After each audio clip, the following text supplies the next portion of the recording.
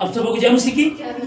आइए आज के वचन में जाएंगे और यिर्मयाह की पुस्तक 33 का 1 से 3 तक हम पढ़ेंगे। लिखा है, जिस समय यिर्मयाह पहरे के आंगन में बंद था, उस समय यहोवा का यह वचन दूसरी बार उसके पास पहुंचा। यहोवा जो पृथ्वी का रचने वाला है, जो उसको स्थिर करता है, उसका नाम यहोवा है। वह यह कहता है, मुझसे प्रार्थना कर और मैं तेरी सुनकर तुझे बड़ी बड़ी और कठिन बातें बताऊंगा, जिन्हें तू अभी नहीं समझता। हालेलुया। परमेश्वर के पवित्र वचन के पढ़े, सुने, समझे और कबूल के जाने में परमेश्वर की आशीष हो। आमीन। अभी ये वचन हम बहुत ज्यादा सुनते हैं, पढ़ते हैं और इसको हम लोग ऐसा भी बोलते हैं जैसे कि 333 है, या ऐसा भी बोलते हैं कि परमेश्वर का मोबाइल नंबर, परमेश्वर से कांटेक्ट करने का। ठीक है ना। तो जब हम परमेश्वर से बात करना चाहते हैं तो परमेश्वर ने खुद यहाँ कहा कि मुझसे प्रार्थना कर और मैं तेरी सुनकर तुझे बड़ी बड़ी और कठिन बातें बताऊंगा, जिन्हें तू अभी नहीं समझता। हम प्रार्थना करते हैं, प्रार्थना करना है, लेकिन यहाँ एक विशेष बात लिखी जो हमने पहले में पढ़ी। लिखा कि जिस समय यिर्मयाह पहरे के आंगन में बंद था, उस समय दूसरी बार परमेश्वर का ये वचन यिर्मयाह के पास पहुंचा। वो बंद था, कैद में था, बंधन में था और यिर्मयाह एक ऐसा नबी बताया गया जो आंसुओं से रोता है अपनी प्रजा के लिए।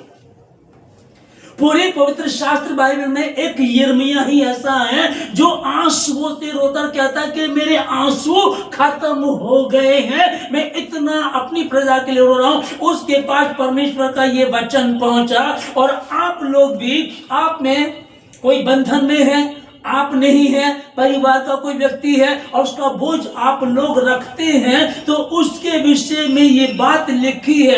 अब करना क्या है, अब्राहम से परमेश्वर ने बातें की, अपने देश, अपना कुटुंब छोड़ करके उस जगह चला जा जहां मैं तुझे लेकर के जाता हूं, तुझे दिखाता हूं। ओके, वो वहां चला गया और बाद में परमेश्वर ने उसको बड़ी आशीष दी। ठीक है जी। जब उसने परमेश्वर की बात को माना, अपने कुटुंब को, अपने जगह को छोड़ दिया, जब उस जगह पहुंचा, मतलब उसने उस जगह से अपने आप को अलग किया। इसी प्रकार से जब हम अपने आप को परिवार से, दुनियावी बातों से, फालतू की चीजों से अलग करेंगे और प्रार्थना में होंगे, घुटनों पर होंगे, तब उसके भेदों को हम समझ सकते हैं, तब उसकी बात को हम जान सकते हैं। आमीन। तभी कर पाएंगे। अगर देखिए, दुनियावी बातों में आपकी एग्जाम है, आपका इंटरव्यू है, आप नौकरी चाहते हैं, कोई वैकेंसी है, उसकी तैयारी आप अलग होकर के करते हैं ना। जिन दिनों एग्जाम होते हैं, टेलीविजन बंद, दोस्तों के साथ खेलना बंद, बाहर जाना बंद, कमरे में बंद करते हैं और दुनियावी बातों के लिए कि 10वीं की डिग्री, 12वीं की डिग्री में ग्रेजुएशन कर लूं, मेरी नौकरी हो जाए, इसके लिए हम अलग कर लेते हैं अपने आप को। तो क्या हमें परमेश्वर के उन आशीषों को लेने के लिए, उन भेदों को जानने के लिए अलग करना चाहिए कि नहीं करना चाहिए? है ना। उसी जब अगर फिर क्या लिखा है यहाँ कि मुझसे प्रार्थना कर, तू कैद में है, तू बंधन में है, तू मुश्किलों में, तू मुसीबतों में, तू दिक्कतों में, कोई बात नहीं, मत डर, मैं तेरे साथ हूं। मैंने तुझे कहा था, तेरी मां के गर्भ में पड़ने से पहले मैंने तुझे चुन लिया और तूने कहा था, प्रभु देख मैं तो लड़का ही हूं। फिर मैंने कहा था, मत कह कि मैं लड़का हूं, क्योंकि जहां कहीं मैं तुझे भेजूंगा वहां तू जाएगा और जो कुछ मैं तुझे कहूंगा वही तू कहेगा। इसलिए चिंता मत कर, तुझसे लड़ने के लिए लोग उठेंगे, विरोधी आएंगे, परंतु डरना मत, क्योंकि बचाने के लिए मैं तेरे साथ हूं। आमीन। अब परमेश्वर कई बार मुझे और आपको बताता है, हम वचन को पढ़ते हैं, तेरे निकट 1000 गिरेंगे, दाहिने हाथ 10,000 गिरेंगे, परंतु तुझ तक नहीं पहुंचेंगे। प्रभु ने कहा तेरे एक एक बाल गिना हुआ है। प्रभु ने कहा कि जो गोरैया होती हैं वो क्या 1 पैसे में 2 नहीं बिकती हैं, तो भी परमेश्वर की इच्छा के बिना जमीन पर नहीं गिरती है। तुम्हारा परमेश्वर तुमसे प्रेम करता है, मांगने से पहले जानता है, मांगो तो तुम्हें दिया जाएगा। इन बातों को पढ़ करके हम बड़े खुश हो जाते हैं। और यही बात कही गई थी जब यिर्मयाह से कहा कि मैंने तुझे चुना है, मैं तुझे आशीष दूंगा, मैं तुझे बढ़ाऊंगा, मैं तुझे लेकर के चलूंगा, किसी भली वस्तु की घटी होने नहीं दूंगा। अब जब कह दिया तो फिर कुछ सोचने की जरूरत नहीं है ना। तो भी जब वो कैद में पड़ा है और उसको यानी कि कैद में है तो प्रभु यूं करेगा, वो बाहर निकल कर के आ जाएगा, तो भी दूसरी बार वचन पहुंच रहा है, खुद नहीं पहुंच रहा, और कहता है कि मुझसे प्रार्थना कर। समझिएगा, आसानी से हो सकता है, प्रभु के लिए मुश्किल नहीं है, तो भी प्रभु क्या कह रहा है, मुझसे प्रार्थना कर और मैं तेरी सुनकर तुझे बड़ी बड़ी और कठिन बातें बताऊंगा, जिन्हें तो भी नहीं समझता, जिन्हें तो भी नहीं समझती।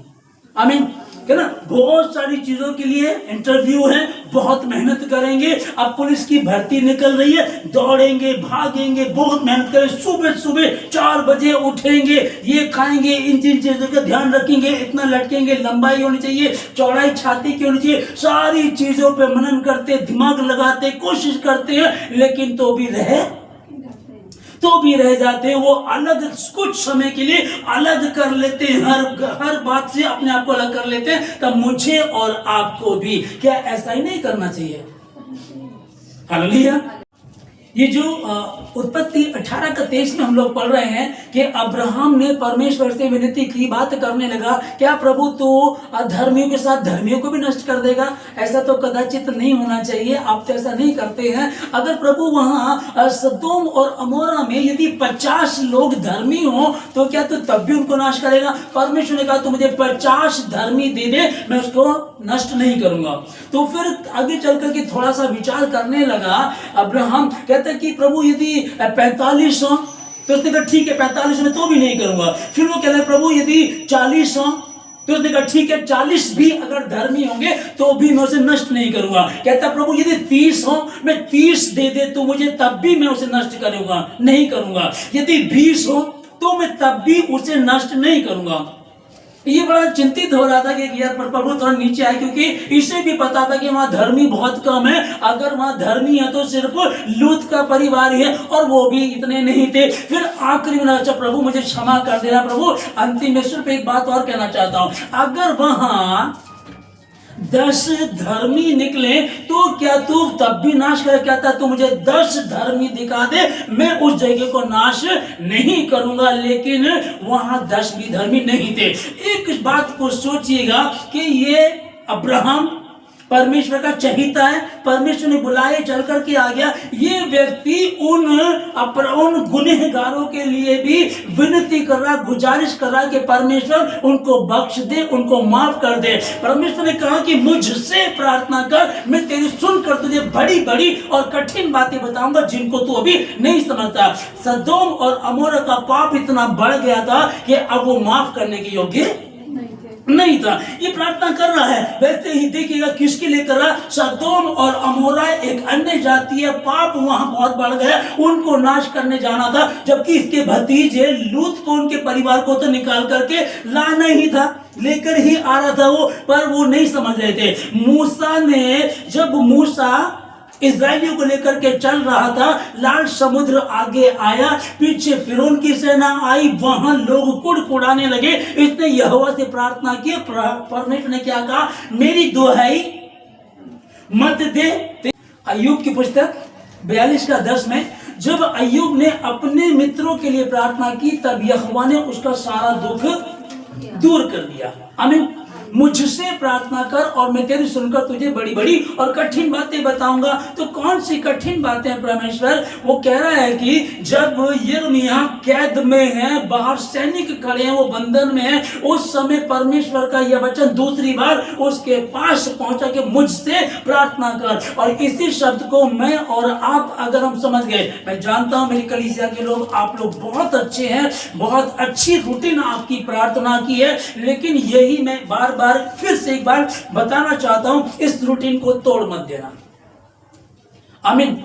आप एक बड़ी चट्टान पर आप हथौड़े मार रहे हैं, ओके, लेकिन आपने पहला हथौड़ा मारा, उस पर कुछ नजर नहीं आया। आपने दूसरा मारा, आप 15 दिन तक, 20 दिन तक, 25 दिन तक, 1 महीने तक उसको मार रहे हैं, कुछ नजर नहीं आ रहा, लेकिन आपको अंदर की स्थिति नहीं पता है, अंदर की कहानी आपको नहीं पता है। अभी देखिएगा, अभी एक गेम चल रहा है कि 2 लोग आमने सामने, पहले एक पंजा लड़ाते थे, ये वाला गेम आप लोगों ने देखा होगा, ठीक ना। अब एक गेम है कि एक बंदा दूसरे को थप्पड़ मारेगा, ठीक है ना, ये वाला। अब पहले वाला थप्पड़ मारता है, अगर वो ठीक रहा तो ठीक है, अगर उसकी बारी तो उसको मारते हैं। एक ही थप्पड़ में कितने तो ऑन द स्पॉट वहीं मर भी जाते हैं, कितने की तो हार्ट, ये मुंह बहुत बुरा, बड़ी शक्ल उनकी अजीब सी हो जाती है, ठीक है ना। तो बाहर से मारा, एक थप्पड़ बड़ी तेजी से ऐसे मारा, ओके, ये गेम है, ये अभी चल रही कई जगह। तो वो बंदा बिल्कुल ऐसे रहता है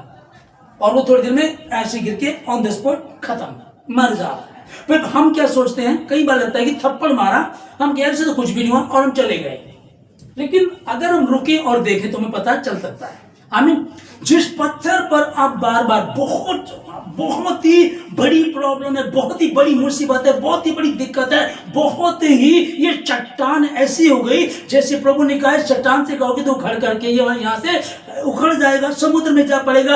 ये चट्टान है, अब करना क्या है, एक बार प्रार्थना, 2 बार प्रार्थना, 3 बार प्रार्थना, निरंतर प्रार्थना करते रहेंगे और उसमें अंदर ठेस पहुंच रही है, वो हिल चुका, उसकी जड़ों तक पहुंच रही है। और अभी बस आज आखिरी आपको हथौड़ा मारना था, आज आखिरी आपको प्रेयर करनी थी, लेकिन क्या गलती कर दी।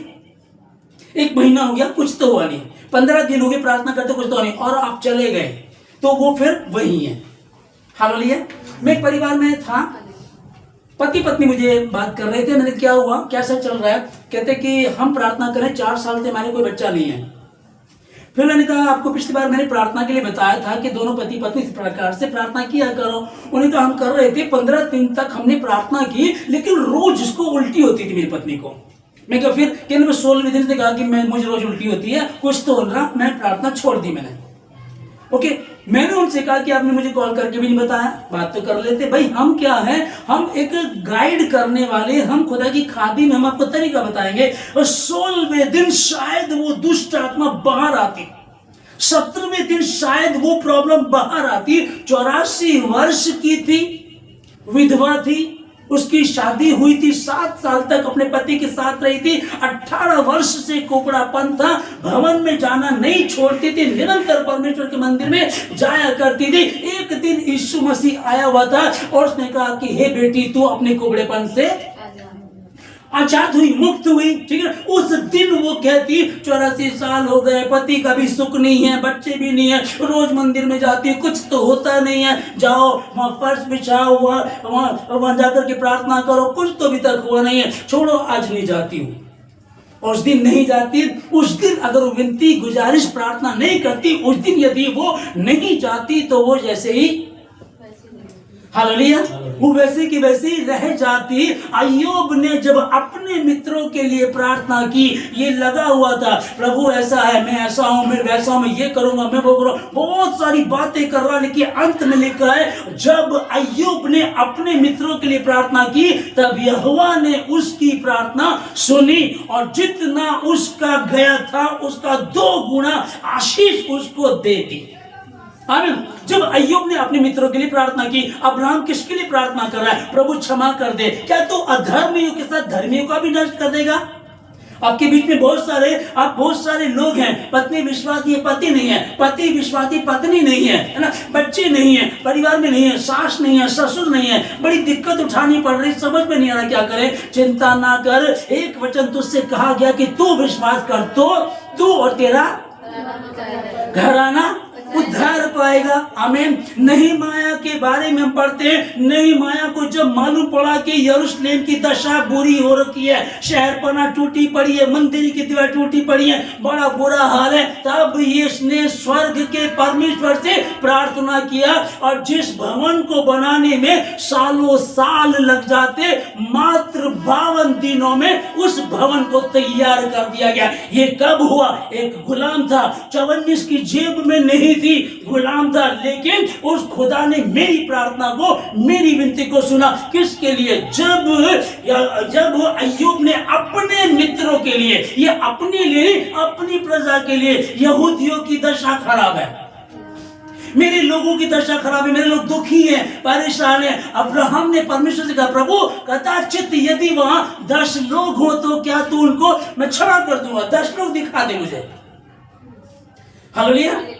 है, जब अय्यूब ने अपने मित्रों के लिए प्रार्थना की, तब उसने, परमेश्वर ने उसको आशीष दी। दानियल ने जब प्रार्थना करता था, गुलाम था, एक स्वप्न राजा ने ऐसा देखा कि वो स्वप्न को भूल गया। शास्त्रियों को, पंडितों को, ज्ञानियों को बुलाया, कहने लगा कि इन सबको बुलाओ। कहते कि मेरे स्वप्न का अर्थ बताओ। कहते कि स्वप्न बताओ। कहता स्वप्न भी तुम ही बताओ क्या था। कितनी मूर्खता सी बात है ना। स्वप्न तुम बताओ कि मैंने क्या देखा। हमें क्या पता तूने क्या देखा है। अगर नहीं बताओगे तो सबको मार दिया जाएगा। आप समझिएगा कि सबके जान पर आ पड़ी। सार जितने भी ये विद्वान सबको खत्म कर दो, इनके घरों को खत्म कर दो, इनके परिवार वालों को मार दो। दानियल प्रार्थना का योद्धा था। तीनों पहर वो अपनी कोठरी में जाता था, यरूशलेम की ओर की खिड़की खोलता था, उधर की और हाथ उठा करके प्रार्थना करता था। वही प्रार्थना इसने अभी की और राजा का भूले हुए स्वप्न का अर्थ बताया और राजा कायल हो गया। कहने लगा तेरा परमेश्वर महान है। आमीन। मुझसे प्रार्थना कर, जो कोई नहीं। राजा ये संभव नहीं है।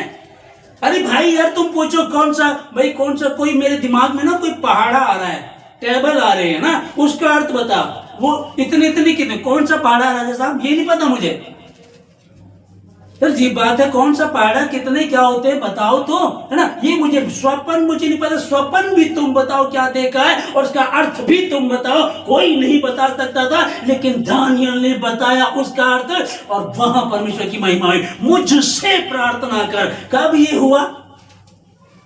जब ये प्रार्थना का योद्धा था ना। मैं क्या करूं आप लोगों को कि प्रार्थना ऐसी पावर, ऐसी सामर्थ्य है, वो किसी भी बड़ी से बड़ी चट्टान को हिला सकती है। कैसी भी मुसीबतें, मुश्किलें क्यों ना, वो खत्म हो जाएगी अगर आप प्रार्थना के योद्धा हैं तो। और मसीह, मेरा मसीह, आपका मसीह, वो क्या करता था?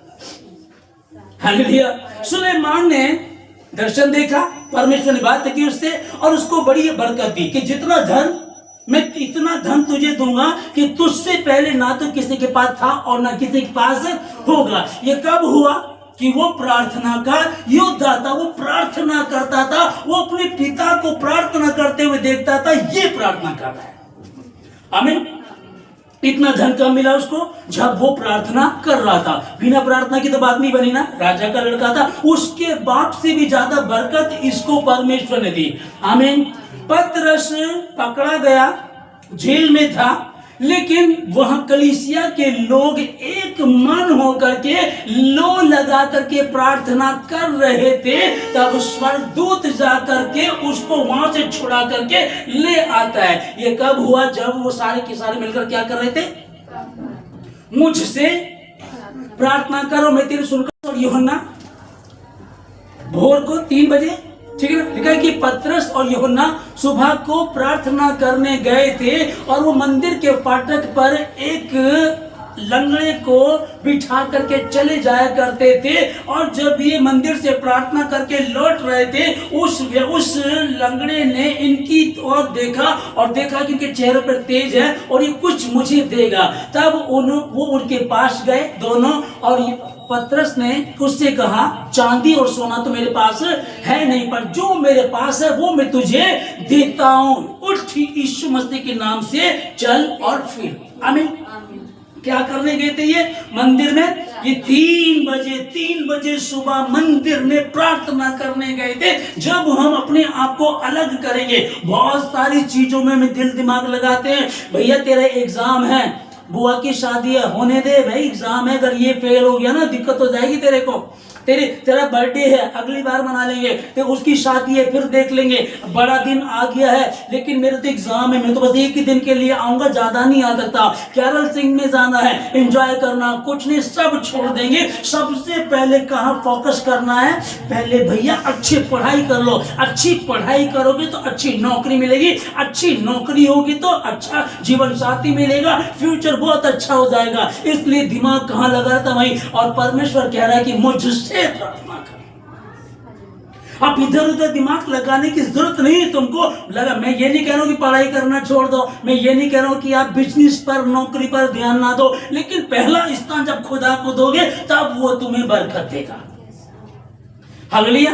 है ना। बहुत सारे लोग हैं जो अभी मैं बता रहा हूं अंकित के लिए, उनका लड़का कैसे है आप जानते हैं, ना समझ है, उसे छोटे छोटे काम करने में भी दिक्कत आती है। +2 उसने किया हुआ है, उम्र भी उसकी 24-25 साल की है, ठीक है जी। उसके बाद भी ना समझ है। जब भवन में आता है कोई रिएक्ट नहीं उसका, कोई ऐसा नहीं है कि वो कुछ अच्छे काम करता हो, है ना। तो भी पहले उसके घर वाले काम पर भेजते हैं, एक संडे आएगा, एक संडे छुट्टी करेगा। ये तो चल रहा है, तो भरोसा कहां हो गया।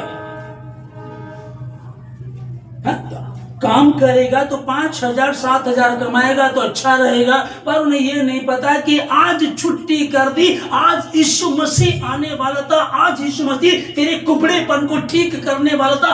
आज मुझे गहरी नींद आ गई, आज मेरा फेवरेट शो आ रहा था, आज मुझे कहीं जाना था, आज क्रिकेट खेलने जाना था, आज मैं उलझ गए और आज खुदा, अरे आज संडे चर्च नहीं जाएंगे तो क्या फर्क पड़ता है। आज नहीं जाएंगे तो क्या फर्क पड़ता है। वो 3 बजे प्रार्थना करने गए थे, वो से पावर लेकर के आए हुए थे, और एक लंगड़ा उनको मिला और वो देखने लगा कि कुछ मिलेगा। चांदी और सोना तो हमारे पास है नहीं, पर जो हमारे पास है वो तुझे हम दे देते हैं, उठ। आमीन। मुझसे प्रार्थना कर। दाऊद इसके विषय में लिख रहा है कि जब मैं यहोवा के पास गया तब उसने मेरी सुन ली और मुझे पूरी रीति से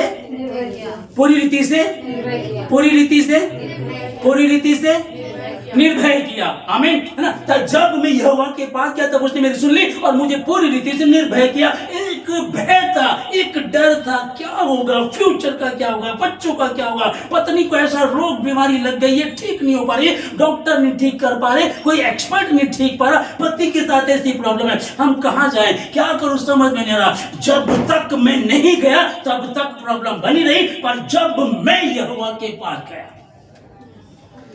जब मैं यहोवा के पास गया तब उसने मेरी सुन ली और मुझे पूरी रीति से निर्भय किया। आमीन। अब जो भय बना हुआ था, भैया कुछ नहीं हो सकता, सेवा कर लो, ले जाओ सेवा कर लो, कुछ नहीं बन पाएगा, क्या करें समझ में नहीं आ रहा। चिंता मत कर, वो कैद में था, बाहर सैनिक खड़े हुए थे, कुछ नहीं हो सकता था। दूसरी बार परमेश्वर का वचन पहुंचा मेरे पास, क्या कहता है कि मुझसे प्रार्थना कर और मैं तुझे बड़ी बड़ी और कठिन बातें बताऊंगा। हालेलुया। कभी आप बिना प्रार्थना के यहाँ खड़े हैं, कभी बिना प्रार्थना के मैं यहाँ मैसेज दे रहा हूँ, हो ही नहीं सकता, मजा आ सकता है, लेकिन वो पवित्र आत्मा नहीं होगा, वो सामर्थ रहित वचन होगा, सामर्थ रहित आराधना होगी, सामर्थ रहित होंगे। कई बार आपने नोट किया होगा बातों को, बिना प्रार्थना के कैसा अजीब सा लगता है। हालेलुया, है ना। हम मसीहों का जो आदर्श है, कौन है वो, मॉडल कौन है, प्रभु यीशु मसीह। हालेलुया। प्रभु यीशु मसीह हमारा आदर्श है, हमारा मॉडल है, और उसके साथ हम चलते हैं, उसको देखते हैं, और जैसा तुम्हारा पिता वैसे तुम भी बनो। वो क्या करता था, मीटिंग लेने से पहले प्रार्थना, मीटिंग खत्म होने के बाद प्रार्थना, सारी रात भर प्रार्थना, और एक उसके विषय में कहा गया था कि भैया वो आएगा और तुम्हारे पापों को अपने ऊपर ले लेगा। हमने सुना है, यूहन्ना इसके विषय में लिख रहा है, परमेश्वर ने जगत से ऐसा प्रेम किया, अपने इकलौता बेटा दे दिया, ताकि जो उस पर विश्वास करे नाश न परंतु अनंत जीवन पाए। अब वो क्रूस की कथा को पूरा करना था। वो इतना, मतलब कि इतना बुरा हाल उसका हो गया, उसकी अतड़ियां दिखने लगी, बिल्कुल उसका पसीना जब गिर रहा था लहू बन करके गिर रहा था। गतसमनी बाग में वो प्रार्थना कर रहा था, क्योंकि जो मैं करने जा रहा हूं वो आसान नहीं है, वो आसान नहीं है। शैतान पीछे पड़ा, विरोधी पीछे पड़े, रोम के लोग पीछे पड़े, यहूदी पीछे पड़े, और वो मारने के लिए, उसके खत्म करने के लिए, पर मुझे जिंदा रहना, वो मरने की हालत में था। वो कह रहा, प्रभु पिताजी यदि हो सके तो प्याला मुझसे टल जाए।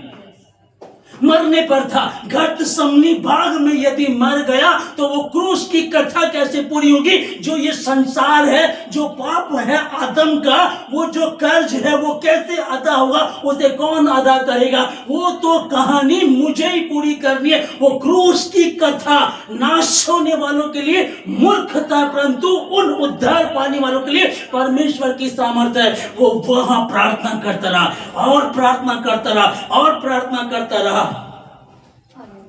हालेलुया। मेरा और आपका मॉडल, मुझसे प्रार्थना कर और मैं तेरी सुनकर। अब्राहम विनती कर रहा है, अब्राहम गैर जातियों के लिए विनती कर रहा है। यदि वहां 50 हो माफ कर दूंगा, 45, 40, 30, 20, 10 होंगे तो भी मैं उनको क्षमा कर दूंगा, पर वहां कोई नहीं निकला। वो अब्राहम था। Okay, hallelujah. अब कहे कि अब्राहम ने तो कहा था 10, चलो 10 नहीं निकले, 10 नहीं निकले, 2 बेटी थी, पति पत्नी 4 लोग निकले, तब भी माफ कर दे। नहीं नहीं नहीं नहीं, वहां जो चल रहा ठीक है। आज यीशु मसीह अनुग्रहकारी है। अब अब्राहम की कहानी को लेकर के कमजोर मत पड़ जाना। आज आप यीशु मसीह में हैं, यीशु मसीह का अनुग्रह हमारे साथ है और आप किसी के लिए प्रार्थना करेंगे, आपको ये कहने की जरूरत नहीं है अगर मेरी जो देवरानी है, अगर वो एक वहां कुछ विश्वासी हो, एक भी विश्वासी नहीं है तो कोई फर्क नहीं पड़ता भैया। एक व्यक्ति को ला रहे थे, सामने से जगह नहीं मिली, वो छप्पर फाड़ करके लेकर के आए। प्रभु ने कहा तुम जो लाए तुम्हारे द्वारा इस रोगी को चंगा कर दिया। हालेलुया। उसमें इतना सामर्थ्य था, इतना वो सामर्थ्य था कि वो कह रहा, वो यीशु मसीह कह रहा है, गतसमनी भाग में प्रार्थना कर रहा है। और वो प्रार्थना किसके लिए? मेरे और आपके लिए, सारे संसार के लिए। सारा संसार दुखी है, लोग परेशान हैं। अरे अभी अभी हरियाणा के DIG ने सुसाइड कर लिया। इतना पढ़ा लिखा बंदा, इतने ऊंचे ओहदे पर, उसने सुसाइड कर लिया। हाँ, ये क्या हो रहा भाई? अभी हमारे सहारनपुर के नकोड़ के पास कोई जगह थी, बीजेपी का कोई नेता था, अपनी पत्नी को गोली मार दी, बच्चों को गोली मार दी। ये क्या हो रहा भाई? क्योंकि शैतान चोरी करने, नाश करने और घात करने आया है। लोग मर रहे हैं रोज के रोज। ये तो न्यूज को उठाइएगा, आपको पता लग जाएगा। संसार के लिए आया। अगर वो गतसमनी बाग में मर जाता तो वो पूरा ना होता, क्योंकि पुराने नियम में ये लिखा गया था जो काठ पर लटकाया गया वो श्रापित हुआ, और वो काठ पर यीशु मसीह लटकाया गया मेरे और आपके कारण। वो निष्कलंक, निर्दोष, निष्पाप होने पर भी दोषी बना, ताकि मैं और आप उसके मारे जाने से आशीष को पा सके। गतसमनी बाग में प्रार्थना कर रहा, घुटनों पर है, हे पिता, उसका लहू, उसका पसीना लहू बनकर के गिर रहा है जमीन पर। हालेलुया। वो कर्ज उसने अदा कर दिया। जब आदम से कहा था तो श्रापित हो गया है, और जब तू पसीने की खाया करेगा, उसका पसीना गिरा, तभी हम सुकून पाते हैं, कमाते हैं, खाते हैं, सुकून पाते हैं। और यहाँ यीशु मसीह का पसीना लहू बनकर के जमीन पर गिरा। जो जमीन पहले आदम के द्वारा श्रापित हुई थी, वो यीशु मसीह के पसीना लहू बनकर के जब गिरा तो वो श्राप से मुक्त हो गई। मुझसे प्रार्थना कर।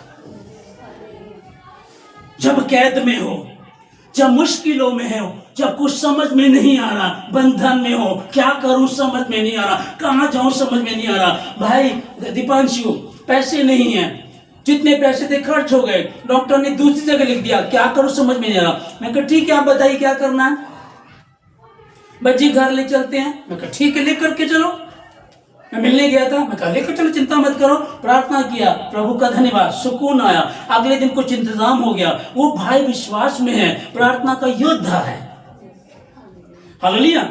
आप लोग भी हैं, आप लोग भी, परंतु यदि कोई कमजोर है, मैं फिर यही कहना चाहता हूं कि आपकी आशीष आपके पास। अगर किसी के साथ लग रहा ना कि अभी भी बच्चे नहीं सुधर रहे हैं, अभी भी पति दारू नहीं छोड़ रहा है, अभी भी जो नौकरी के लिए फॉर्म भर दे, अभी मेरा नंबर नहीं आ रहा, मैं 4 बार फेल हो चुका हूं, अभी भी कुछ प्रॉब्लम चल रही है, बच्चे नहीं मान रहे, पति नहीं मान रहे, कानूनी समस्या अभी भी उलझी पड़ी है, डॉक्टरी समस्या बढ़ती जा रही है, डॉक्टर कह रहा भैया दिन कम है, अभी खत्म हो जाएगा, क्या करूं समझ में नहीं आ रहा। मुझसे प्रार्थना कर और मैं तेरी सुनकर तुझे बड़ी बड़ी और कठिन बातें बताऊंगा। या तो यीशु है तो साबित करेगा, क्योंकि वो बातों का परमेश्वर नहीं परंतु सामर्थ्य का परमेश्वर है, और उसने जो शब्द कह दिया उसे कोई टाल नहीं सकता। वो वहां पूछने लगा, मूसा कहता प्रभु मैं जाऊंगा तो क्या कहूंगा, किसने भेजा? कहता है कि कह देना मैं हूं ने भेजा है। क्योंकि मैं जो हूं सो हूं। आमीन। आगे यीशु मसीह गतमनी बाग में था, जब उसको पकड़ने के लिए आए, सैनिक वो कहने लगा तुम में यीशु कौन है? उसने कहा मैं हूं, और सारे के सारे दूर जाकर के उसके मैं हूं कह देने से सबके सब दूर गिरे, और यही वो मैं हूं है, यही वो है। मत डर, मैं तेरे साथ हूं, इधर उधर मत ताक, मैं तेरा परमेश्वर हूं, मुझसे प्रार्थना कर, मैं तेरी सुनकर तुझे बड़ी बड़ी और कठिन बातें बताऊंगा। यदि तुम मुझ में बने रहो और मेरा वचन यानी कि मैं तुम में बना रहो, तब जो चाहो मांगो और तुम्हारे लिए हो जाएगा। नहीं, 99% तो हो सकता है, 1% नहीं हो सकता। बहुत बड़ा डॉक्टर है भाई साहब हमारे यहाँ, डॉक्टर प्रताप है। किसी ने अगर पॉइजन खा लिया हो ना, बचा लेता है। कितने लोग वहां भी जाकर के मरते हैं, कितने लोगों को वो भी मना कर देता है, पर जब वो भी मना कर देता है तो मैं हूं।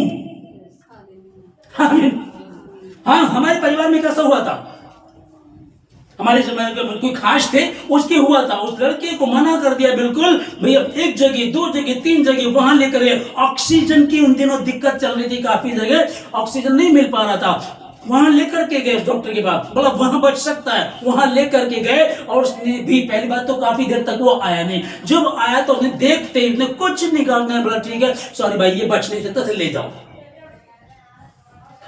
उसके बाद मेडिग्राम ने बड़े डॉक्टर के पास लेकर के गए, उन्होंने कहा हमारे पास जगह ही नहीं है, क्या करें, कहां जाएं?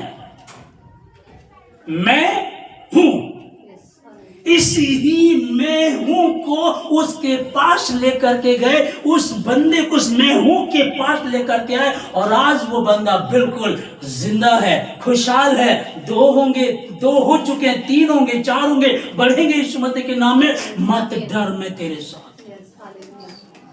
हालेलुया। तो किसके लिए प्रार्थना कर, कैसे करे? दाऊद कह रहा कि जब तक मैं, इसका मतलब क्या हो गया, यहां लिख रहा है कि जब मैं यहोवा के पास गया, इसका मतलब क्या हुआ, जब तक नहीं गया, जब तक नहीं गया था तब तक कुछ नहीं हो पा रहा। फिर क्या चल क्या रहा भाई, जब मैं यहोवा के पास गया, पहले तो मैं अपना कुछ सोच रहा था, ऐसे करेंगे, ऐसे करेंगे, ये होगा, ये होगा, ये पैसे दे देगा, ये डॉक्टर बचा लेगा, पीजीआई जाएंगे, दिल्ली में जाएंगे, वो बचा लेगा। क्या वहां नहीं मरते लोग? मैं डॉक्टरों के लिए गलत नहीं बोल रहा हूं, वो है, परमेश्वर ने रखा है उनको, लेकिन जो वो भी मना कर देते हैं, तो इससे अच्छा कि यही क्यों ना कर ले कि पहले खुदा के पास चले जाओ। जरूरी है धक्के खा करके आना, कहीं कुछ नहीं हुआ थी, बस कहीं कुछ भी नहीं हो पाया, इसलिए अब तुम प्रभु के पास आ गए, मैं प्रभु देख ले, तू ही कर ले, मत डर, मैं तेरे साथ हूं। उसके पास ना आप लोगों के लिए बड़ी भयंकर प्लानिंग है। हालेलुया। उसने जो कहा ना कि मुझसे प्रार्थना कर, खुदा के पास आपके लिए बेस्ट योजना है, बेस्ट प्लानिंग है। जो योजनाएं मैंने तेरे लिए की है, तेरे लिए बनाए, उन्हें मैं जानता हूं, वो हानि की नहीं परंतु लाभ ही की है। आमीन। उस समय तुम मुझे ढूंढोगे और पाओगे, मुझे पुकारोगे, मैं तुम्हारी सुनूंगा, पर मुझसे प्रार्थना कर, क्योंकि मार्ग, सत्य और जीवन मैं ही हूं, मुझसे। वो किसी और को बर्दाश्त नहीं करेगा, जैसे एक पति पत्नी को किसी और के साथ बर्दाश्त नहीं कर सकता। कर लेंगे, पर ठीक है मेरी पत्नी किसी और के साथ चली जाए, एक रात एक दिन रह ले किसी के साथ,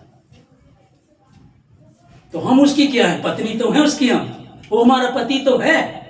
क्या लिखा बाइबल में, यहोवा हमारा वो दूल्हा है, उसकी दुल्हन, हमारा दूल्हा हमको लेने आने वाला है, और दुल्हन निकम्मी हो, वह बिचारनी हो, दूल्हा आएगा लेने। पत्नी अपने घर गई है और अपनी किसी के साथ लगी हुई है, और पति को मालूम पड़ जाए, अरे वो तो ऐसे पकड़ेगी तेरी पत्नी किसी के साथ, जाएगा लेने? जाएगा ना, झुर्री ना कोई कलंक हो, पर बड़ी पवित्रता से, बड़ी पवित्र करके उसके समीप लेकर के आओ। यहोवा हव्वा को लेकर के आया, आदम ये मेरी बेटी है। व्हाइट ड्रेस क्यों पहनाते हैं हमारे यहाँ? कोई दाग नहीं, पवित्र। वैसे ही हम अपने आप को पवित्र करके उसके समीप लेकर के जाए और वो ग्रहण करे। वो देख इसमें कोई झुर्री नहीं है, कोई दाग नहीं है, खूबसूरत है, पवित्र है, निष्कलंक है, निर्दोष है, ये मेरी दुल्हन है। पापियों को चुनता है खुदा। धरती पर कोई भी दूध का धुला नहीं है, चुनता पापियों को ही है। लेकिन जब प्रभु में आ जाते फिर यदि पाप करते तब दुख होता है। कल तू क्या करती थी उसकी चिंता नहीं, पर आज क्या करिए उसकी चिंता है। मुझसे प्रार्थना कर। मुझसे ना मैं ये व्यभिचार छोड़ नहीं पाता, मुझसे चुगली छूटती नहीं है, मुझसे झूठ बोलना छूटता नहीं है, मैं ये कलेश कर जाता हूँ, मैं जवान जोड़ी कर जाती हूँ, मैं जवान में गलत काम कर जाता हूँ, मेरे से हो नहीं रहा, तो मुझसे प्रार्थना कर। या तो ये है भैया आप तो ऑप्शन खत्म हो गए, तो बचा ही नहीं, कुछ संभव ही नहीं है, मैं क्या करूंगा, समझ में नहीं आ रहा, चिंता मत करो। हालेलुया। हाँ? शादी करनी है, बच्चों की शादी करनी, क्या करें, मुझसे प्रार्थना कर। बच्चे नहीं, शादी हो गई, बच्चे नहीं, मुझसे प्रार्थना कर। कारोबार नहीं, मुझसे प्रार्थना कर। नौकरी नहीं, मुझसे प्रार्थना कर। बीमारी बड़ी है, मुझसे प्रार्थना कर। परेशानी बढ़ती जा रही, मुझसे प्रार्थना कर। हारे हुए हैं तो मुझसे प्रार्थना कर, खो गए तो मुझसे प्रार्थना करो, उलझे हो तो मुझसे प्रार्थना करो, ये बर्दाश्त नहीं हुआ दुख, मुझसे प्रार्थना करो। और जब मुंह से कोई शब्द नहीं निकल रहा है तो बच्चा माँ की गोद में जब पड़ा होता है वो कई बार कहता नहीं कि मुझे दूध दे दो, परंतु माँ जानती है और छाती से लगा लेती है। माँ जानती है, बाप जानता है, जब शब्द नहीं निकल रहा, हन्ना प्रार्थना कर रही है। एली याजक खुदा जिससे बात करता था, हन्ना प्रार्थना कर रही है और एली याजक की समझ में नहीं आ रहा। एली याजक कह रहा है तो सुबह सुबह पी करके आ गई है।